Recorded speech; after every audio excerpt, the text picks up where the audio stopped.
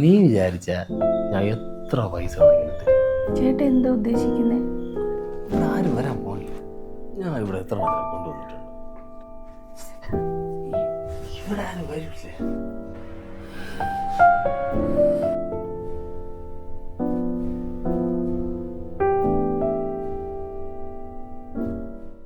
Hello,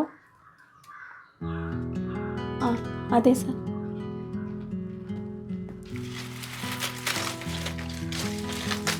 ആ അതെ. ഓ അടയ്ക്കാം സാർ. ആ അടയ്ക്കാം സാർ. ഓ ഇന്ന് വൈകിട്ടോ? ഓ ഞാൻ അടയ്ക്കാം, മാക്സിമം നോക്കാം സാർ. ആ അടയ്ക്കാം സാർ. ഓ ഇന്ന് അടയ്ക്കാം. ആ ഞാൻ അറിയിക്കാം. ആ ആ ശരി സാർ.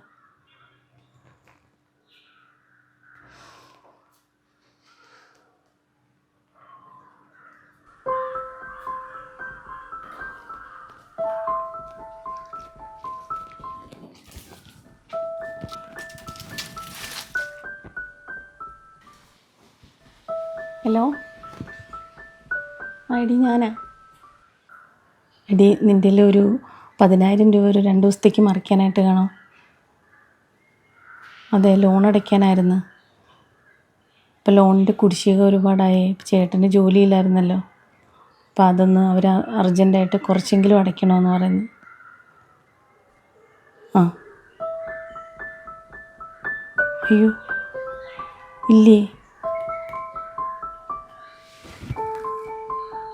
ഒന്ന് നോക്കൂ. ആ ഓ ശരി.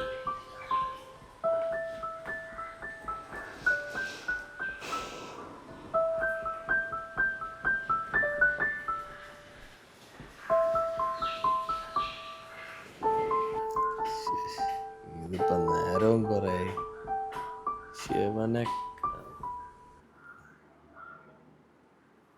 എടേ എവിടെ എടേ?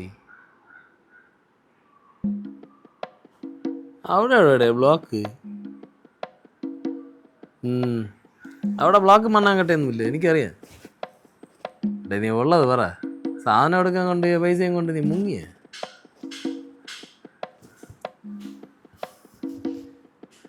എടേ നീ വേഗം വരാൻ നോക്ക്. ആ ചിക്കൻ എന്താ വെന്ത് പായസം പോലെ ആയി. ഇന്ന് എനിക്ക് തോന്നല്ലേ അവളിന്ന് പൊങ്കാലയിട്ട് വൈകിട്ട് വന്നാലും സാധനം കിട്ടുമെന്ന് എനിക്ക് തോന്നില്ല. ഓ പൊങ്കാലയുടെ അവളെ മാമിയുടെ വീട്ടിലെ കുടുംബക്ഷേത്രത്തിലാണെന്ന് തോന്നുന്നു. അതൊക്കെയുണ്ട എൻ്റെ ഒരു ഭാഗ്യം. എൻ്റെ ഭാര്യ ഉണ്ടല്ലോ, ഭക്തയുണ്ടോ ഭക്ത.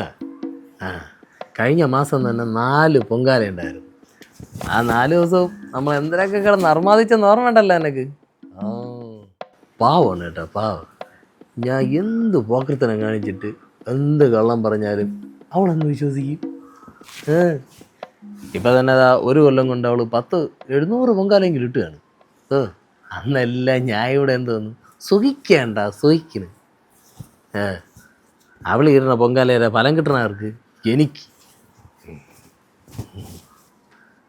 എടായി ഇതും പറഞ്ഞ് കേട്ട് രസിച്ചോണ്ടിരിക്കില്ലേ, നീ സാധനം പെടുത്തോണ്ട് ഇങ്ങോട്ട് വാ. ഇന്നത്തെ സുഖം അങ്ങ് പോവില്ല നീ. വേഗം വാടക ഇത്തിരി. അതങ്ങനെ ഒരു നിർഗുണ പരബ്രഹ്മ പൊട്ടിയാണ് പൊട്ടി. അവളെ പ്രാർത്ഥനയുടെ ഫലമെല്ലാം കിട്ടുന്നത് എനിക്കാണ്. അങ്ങനെ മാംസമായി മദ്യമായി. ഇനി മധുരാശിയുടെ കിട്ടിയിരുന്നെങ്കിൽ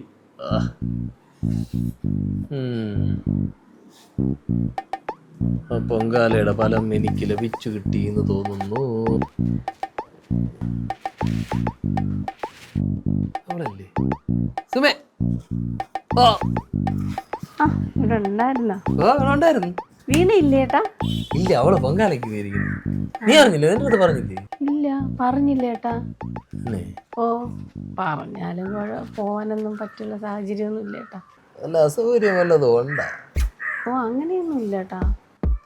കാശൊക്കെ വേണ്ട ഏട്ടാ, പൊങ്കാലിടണമെങ്കിലും ചിലവല്ലേ. അത് ശരി തന്നെ, കാശൊക്കെ വേണം. ഉം. അല്ല നീ എന്ത് വന്നേ? കുറച്ച് പൈസയുടെ ആവശ്യത്തിനായിരുന്നു ഏട്ടാ, ലോണ് അടയ്ക്കാനായിട്ട്. പൈസക്ക് ഉം. പൈസ ഇല്ലേ? നമുക്ക് ശരിയാക്കാം. വാ വേണ്ട ഏട്ടാ, ഇവിടെ നിൽക്കുക. എനിക്ക് ആര് വേണേ ആളല്ലോ. വാ ഇനി അങ്ങോട്ട്, നീ നമ്മളാളല്ലേ ഈറ്റി. പിന്നെ എന്ത് ചോറാണ്? അവൻ ജോലിക്കൊക്കെ പോയാ? ഓ പോയി. ജോലിയൊന്നും ഇല്ലേ? ഓ കുറേ ദിവസം കൊണ്ട് ജോലിയൊന്നും ഇല്ലായിരുന്നു ഏട്ടാ, ഇന്നൊരു ജോലി കിട്ടി, ഇപ്പൊ പോയി. തന്നെ? ഉം.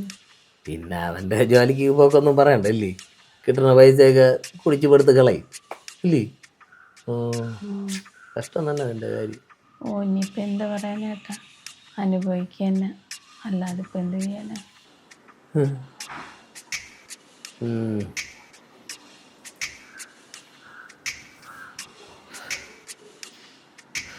ഇപ്പോൾ ഭയങ്കര ചൂടല്ലേ?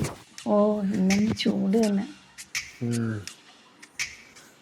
നമുക്കൊരു കാര്യം ചെയ്യാം, അകത്തിരുന്ന് സംസാരിക്കാം. വാ. ഓ വേണ്ട ഏട്ടാ, എവിടെ ഇരുന്നോളാം. അന്നെതിര് നമ്മൾ അന്യന്മാരാ? നീ വാങ്ങോട്ട്, ലോണൊക്കെ അടയ്ക്കണ്ടേ? ആ വേണ്ട, എവിടെ ഇരിക്കാന്നേ. ജയിച്ച് വാങ്ങോട്ട്.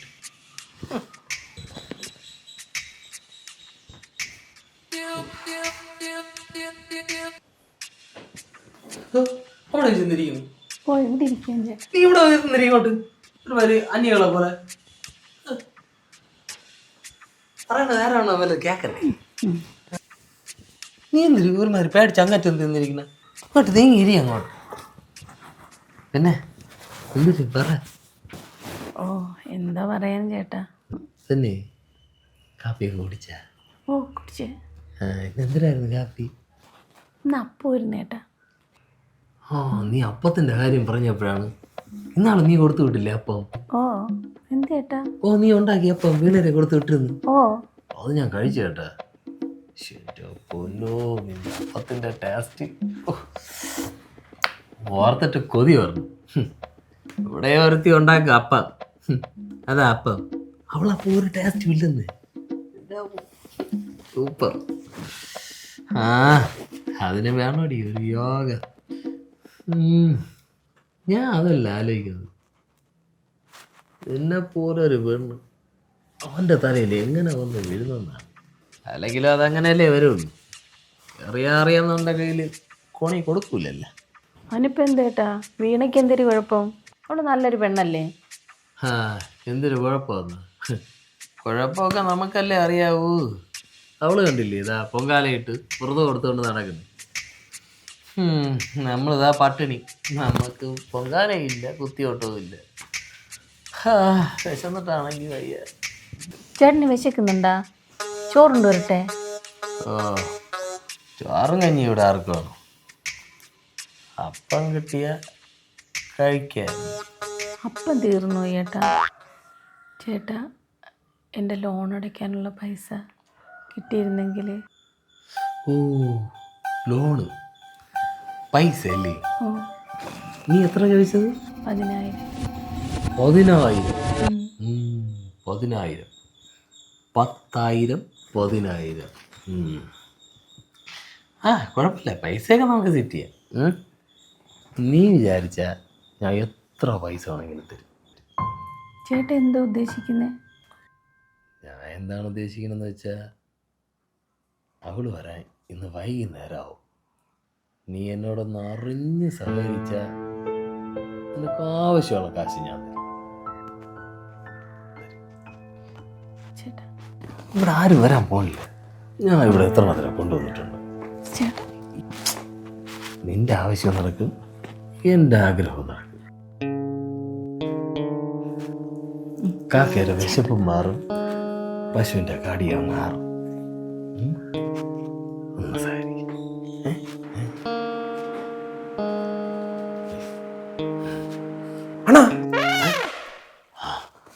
അങ്ങനെ ഇങ്ങനെ കുറച്ച് നാമ്പുമായിട്ട് അർജുനൻ നിന്നപ്പോഴേ ശ്രീഷ്ഠ വന്ന് വിളിച്ച് തടഞ്ഞു. അങ്ങനെയാണ് ആ പ്രശ്നം സോൾവ് ആയത്. എന്താണ് എന്തിന്? അല്ല ഞാൻ അവർക്ക് ഒരു ഗീതോപദേശത്തിനെ കുറിച്ച് പറഞ്ഞു കൊടുക്കുകയായിരുന്നു. അല്ല കൊല ചെയ്യണം എന്നൊക്കെ പറഞ്ഞ് കുറച്ച് നിൽക്കുകയായിരുന്നു. അതിപ്പോൾ താന്നെല്ലാം അങ്ങനെ നിന്നോട്ട്. ഒരു കാര്യം അറിഞ്ഞ പൊന്മുടിയിൽ വെച്ചേ ഒരു പെണ്ണിനെ ചെറുക്കനെ കാറി വെച്ച് പിടിച്ച്. ഇങ്ങനെയൊക്കെ തന്നെടാ അവളൊക്കെ. ഇവിടെ നമ്മളെവിടെയൊക്കെ ഇങ്ങനെ പതിവ്രതകളായിട്ടൊക്കെ ചമഞ്ഞിരുന്നിട്ട് അങ്ങ് പൊന്മുടിയിലും കാറിനകത്തും ഫേസ്ബുക്കിൽ കിടന്ന് ഒഴുകയാണ്. അണ്ണനെ വിളിച്ചില്ല. എന്നെ എന്തിനാ വിളിക്കുന്നത്? കാറിനകത്തുള്ള പെണ്ണാരെന്നറിയാമോ? എനിക്കെങ്ങനെ അറിയാം? നമ്മുടെ വീണ ചേച്ചി. ഏതാണ്? അണ്ണന്റെ ഭാര്യ. ആ ആര്? അണ്ണന്റെ ഭാര്യ.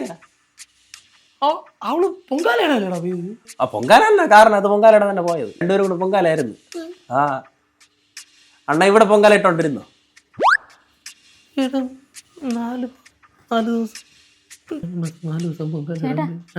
ഇങ്ങോട്ട് വന്നേ. വീട്ടിലൊരപ്പം വെച്ചിട്ട് കണ്ടവൻ്റെ വീട്ടിൽ അപ്പം തേടിപ്പോയാലേ വീട്ടിലുള്ള അപ്പം കണ്ടം പൂച്ച് നിന്നോണ്ടു. അവൻ്റെ ഒരു അപ്പവും അവൻ്റെ ഒരു കടിയും. എനിക്ക് നിന്റെ പൈസ വേണ്ട കേട്ടാ.